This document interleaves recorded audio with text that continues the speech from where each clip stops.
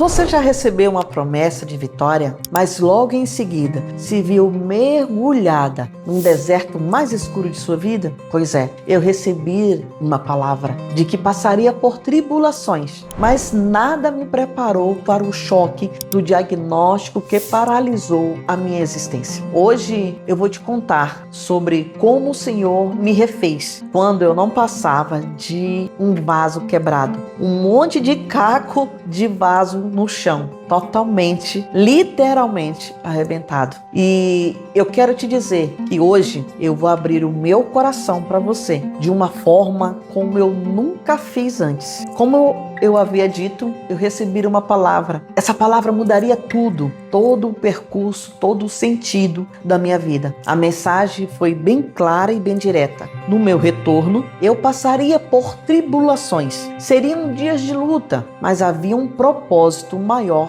por trás de tudo isso. O difícil é você enxergar a luz da qual você precisa ir em direção. Mas naquele momento eu vi, confesso que não tinha a menor noção do tamanho da dor que me aguardava. Eu achei que seria mais uma luta, como tantas outras já passei na vida e eu creio que todos nós passamos. Isso me fez, de certa maneira, entrar com a guarda baixa. O que veio sobre mim foi um deserto profundo e extremamente escuro. Eu adoeci de uma maneira que eu nunca imaginei ser possível. Eu descobri que ser cristã não significa ser inquebrável, mas ser honesta com a sua própria vulnerabilidade. Sei que no campo missionário nós somos treinados a não demonstrar essa vulnerabilidade. Só que nós vamos só acumulando situações em cima de situações, históricos de vida, situações mal resolvidas que chega um momento que nós não aguentamos. De repente, eu me vi presa em um diagnóstico que parecia não ter fim. Depressão, síndrome do pânico e crise de ansiedade. Eu já não era mais a mesma. Aquela mulher sorridente que buscava servir com excelência já não era mais a mesma. E quem me conhece sabe, eu sempre fui uma mulher muito dinâmica, sorridente e cheia de vida. Mas naquele momento, o sorriso não fluía mais. A vontade de viver não tinha mais. E minha vida se tornou um breu, se tornou um escuro. Eu que sempre tive muita curiosidade para estudar, esmiuçar estudos, mergulhar em cada detalhe dos livros em que eu me proporcionava estudar, mas eu não conseguia nem sequer pegar algo para ler ou ouvir. Mas naquele vale, os meus dias também perderam a cor. A vida ficou cinza. Eu não enxergava mais prazer em olhar para nada. E o que mais me assustou foi ver a minha cognição, a sua percepção ser extremamente afetadas. Eu não conseguia seguir uma conversa que exigisse um pouco mais do intelecto. Eu não conseguia fazer coisas simples como enviar um e-mail.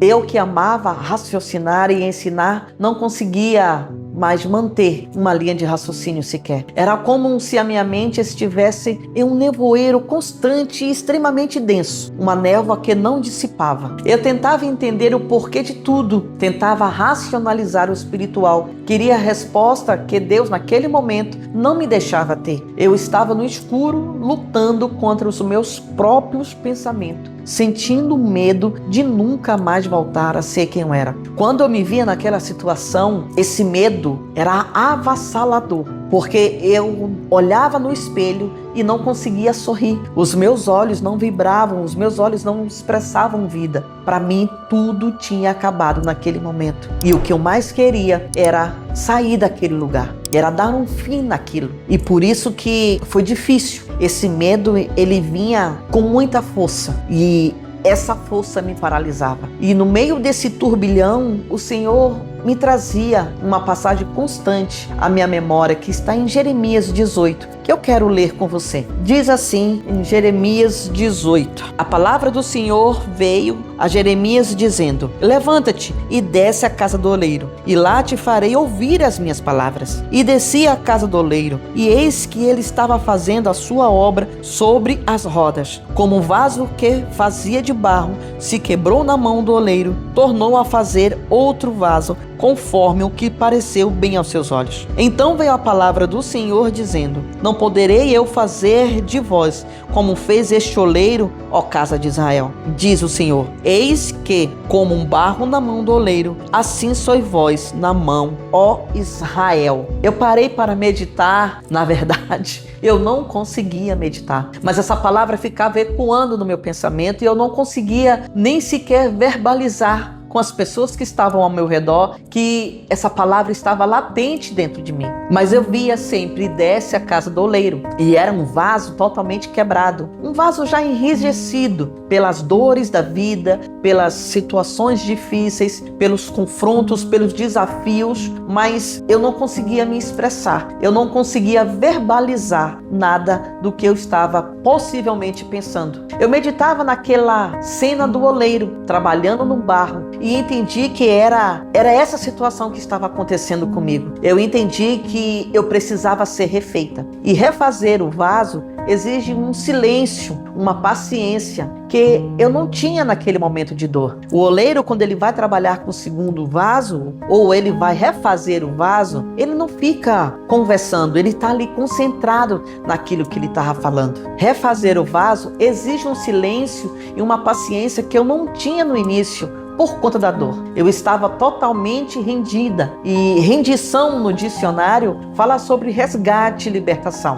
Mas na prática do meu vale, redenção foi entrega total. Foi o reconhecimento de que eu não tinha mais forças, muito menos ânimo e nem fôlego. Eu aprendi que a soberania de Deus não nos poupa do fogo, mas nos garante que não seremos consumidos por ele. Eu vivi uma entrega absoluta, onde eu não tinha mais o controle de nada. Eu não conseguia mais resolver questões simples, eu não conseguia mais tomar, sabe? Eu não conseguia mais desenvolver as minhas atividades. Só sabe o peso dessa dor quem já sentiu a alma sangrar em silêncio. E eu quero te dizer, para você que está passando por essa situação hoje, que está passando por essa situação agora, não desista. Tenha a certeza de que esse vale vai passar, esse deserto vai passar. Nós não fomos gerados para viver no deserto, mas sim passar por ele. Eu aprendi a importância de ter pessoas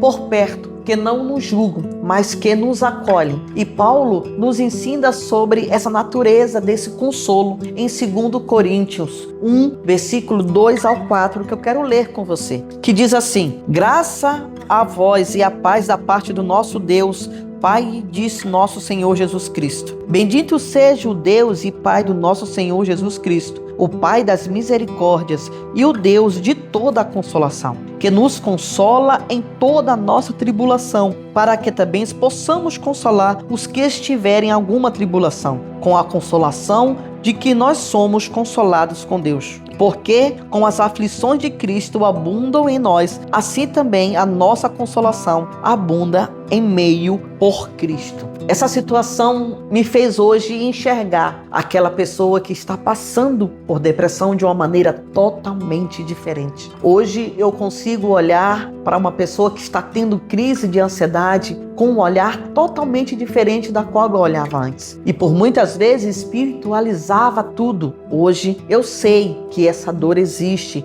mas também sei que ela passa, porque eu estou aqui para te contar, testemunhar o que Deus fez na minha vida, dizer para você que existe sim uma saída, existe sim um ponto de luz que nós podemos nos direcionar e seguir em frente. Existe sim uma solução. E tudo isso está, lógico, com a ajuda dos médicos, mas também com o direcionamento de que Cristo tem a fazer em nossas vidas. E eu quero dizer para você, não desista, não desista. A sua vulnerabilidade não é uma falha no seu chamado. É a prova de que Deus usa vaso de barro para que a glória seja inteiramente dele. Nada pode ser dividido. A glória dele não pode ser dividida. Minha dor hoje se tornou uma ferramenta de cura para o reino de Deus. E eu creio que Deus pode fazer isso na sua vida também. Esse foi o processo onde o ECAP ganhou um novo significado para mim. Quando minha mente estava um caos e eu não conseguia raciocinar, foi o meu aparelho de oxigênio. Eu puxava o fôlego e hoje eu posso sentir o ar nos meus pulmões. Eu não tinha forças para estruturar um estudo do zero, mas o ECAP foi a estratégia de Deus na minha vida.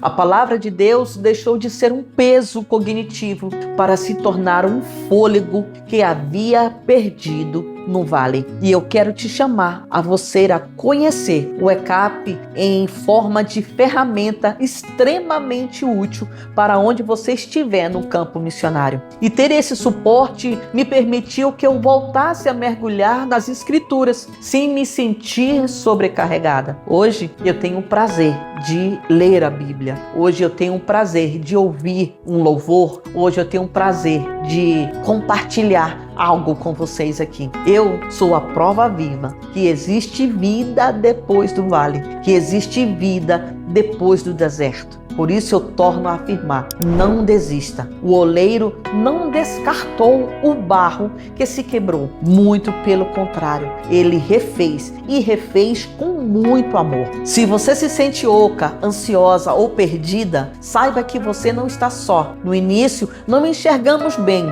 e muito menos que existe algo à nossa volta. O dia cinza, ele tem um fim e creio que, como eu enxerguei, você também vai conseguir. Hoje, a minha cicatriz, ele serve de ajuda para outros missionários a trazer de volta o oásis na nossa vida. Nós, aqui do ECAP, do ICM, queremos segurar na tua mão e te dar a ferramenta que vai aliviar a carga da sua mente. Plante essa semente, compartilhe, salve este vídeo e envie para um missionário, um amigo que precisa de esperança e não desistir.